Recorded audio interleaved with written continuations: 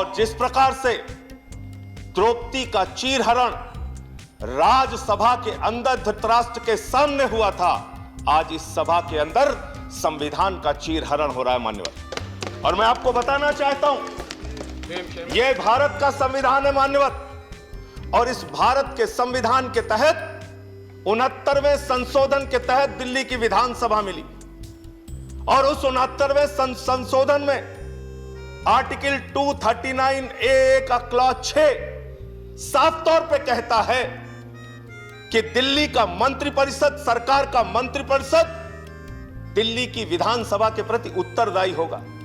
यह संविधान कह रहा है, हम नहीं कह रहे मान्यवर। यह देश का संविधान, भारत का संविधान, बाबा साहब का संविधान कह रहा है मान्यवर। और आपने उस संविधान में संशोधन कर दिया बगैर किसी कॉन्स्टिट्यूशनल अमेंडमेंट बिल के।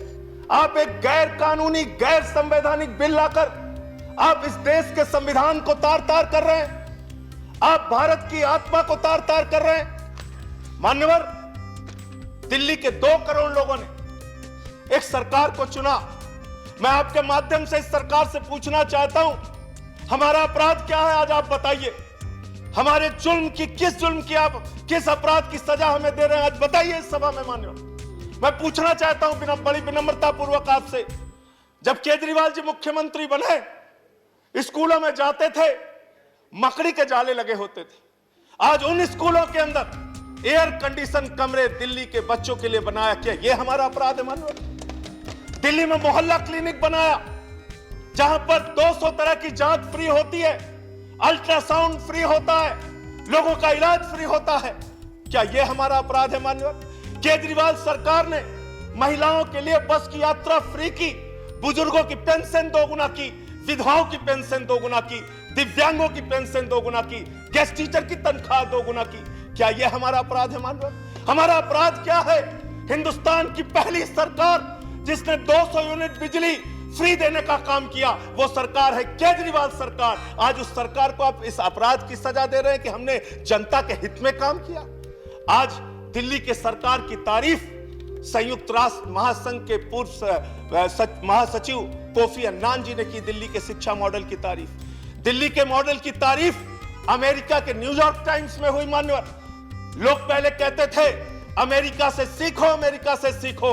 आज अमेरिका वाला कह रहा है केजरीवाल से सीखो, दिल्ली सरकार से सीखो, आम आदमी पार्टी से सीखो। ऐसी सरकार, ये हंसी सर, ये हंसी याद रखिएगा सर, ऐसे हंसते जब अत्याचार होता है, अन्याय होता है, तो रावण हंसता है। No comments. ये रावण की हंसी है, याद रखिएगा मान्यवर। इस सभा के अंदर अन्याय होता है, अत्याचार होता है, तो दुर्योधन हंसता है, कौरव हंसते हैं।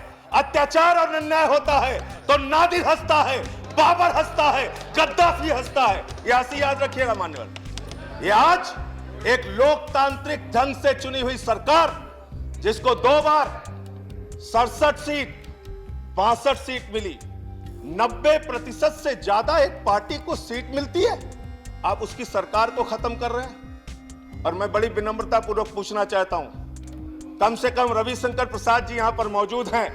पूरी की पूरी भारतीय जनता पार्टी दिल्ली के पूर्ण राज्य की वकालत 2098 के घोषणा पत्र में, 2003 के घोषणा पत्र में, 2008 के घोषणा पत्र में, 2013 के घोषणा पत्र में, 2015 के घोषणा पत्र में आपने हमेशा दिल्ली को पूर्ण राज्य बनाने की वकालत की। लेकिन क्योंकि 98 से लेकर आज तक 23 साल से आप चुनाव हार रहे हैं और दिल्ली में केजरीवाल से 2 बार आप चुनाव हार गए, इसके कारण से आप एक चुनी हुई सरकार को खत्म करना चाहते हैं, उस सरकार को समाप्त करना चाहते हैं। अभी हमारे भूपेंद्र यादव जी बड़े समझदार व्यक्ति हैं, कह रहे थे राष्ट्रपति सर्वोपरि बताया गया, राज्यपाल सर्वोपरि बताया गया, उपराज्यपाल सर्वोपरि क्यों नहीं बताया जाएगा? तो आज इस सदन में तय कीजिए कि मोदी सरकार मतलब कुछ नहीं, प्रधानमंत्री मतलब कुछ नहीं, गृह मंत्री मतलब कुछ नहीं, जो कुछ होंगे देश के महामहिम राष्ट्रपति होंगे। तय कीजिए इस सरकार के, इस सदन के अंदर माननीय बिल पास कीजिए बिल कि राष्ट्रपति देश को चलाएंगे। आज बताइए, दिल्ली में आप फ्री बिजली की योजना बंद करेंगे, लोग किसके पास जाएंगे? एलजी के पास कि मुख्यमंत्री के पास? लोगों ने वोट किसको दिया?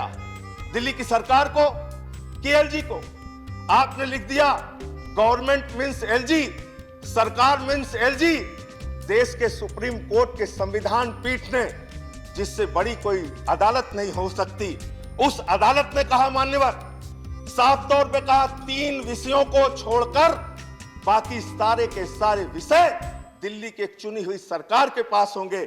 आप देश के सुप्रीम कोर्ट के संविधान पीठ को नहीं मानते, आप भारत के संविधान को नहीं मानते, आप लोकतंत्र को नहीं मानते, आप एक चुनी हुई सरकार का आज गला घोट रहे हैं। लेकिन याद रखिएगा, ये लोकतंत्र है, यहां जनता मालिक होती है। जनता जब चाहे जिसको अर्श पे पहुंचा दे, जनता जब चाहे जिसको फर्श पे पहुंचा दे।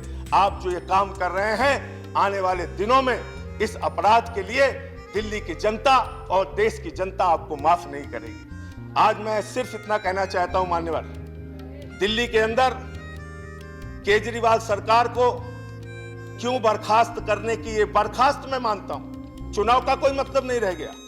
सरकार को आपने खत्म कर दिया। आज क्यों किया गया ये? इसके पीछे सबसे बड़ा कारण, जब दिल्ली में किसान आए और उनको जेल में डालने के लिए आपने 9 स्टेडियम मांगा, केजरीवाल ने कहा हम ऐसा ऑर्डर फाड़ के फेंक देंगे, हम अपने अन्नदाता को जेल में नहीं डाल सकते। उस अधिकार को छीनने के लिए आप ये बिल लेकर आए हैं। 200 यूनिट बिजली फ्री की योजना छीनने के लिए आप ये बिल लेके आए हैं। मान्यवर, आज बोलने दीजिए हमें, ये लोग बहुत बोल चुके हैं, तो बिल सरकार ही खत्म कर। आपको मौका मिलता है। मान्यवर, दिल्ली में फ्री बिजली की योजना को खत्म करने के लिए, फ्री शिक्षा की योजना को खत्म करने के लिए, फ्री पानी की योजना को खत्म करने के लिए, मोहल्ला क्लिनिक की योजना को खत्म करने के लिए, दिल्ली की जनता के अधिकारों को छीनने के लिए यह गैर संवैधानिक, गैर लोकतांत्रिक बिल लाया गया है और इसका हम विरोध करते हैं। ये बिल रद्द होना चाहिए, वापस होना चाहिए। ये संविधान और लोकतंत्र के विरुद्ध है। और अगर आपके अंदर जरा सी भी आज वोट, आप जरूर बहुमत के आधार पर फैसला कर सकते हैं, धन्यवाद संजय सिंह जी। लेकिन कभी कभी आत्मा की आवाज पे भी फैसला लेना चाहिए। इधर बैठे हो या उधर बैठे हो, आत्मा की आवाज पर अगर पूछोगे, यहाँ बैठे हुए सारे लोग, धन्यवाद, एक भी मान्यवर सदस्य समाप्त कीजिए, अगर इनका लाई डिटेक्टर टेस्ट कराओगे ना, तो ये बोलेंगे दिल से कि ये बिल गलत है, धन्यवाद संजय सिंह जी। गलत है।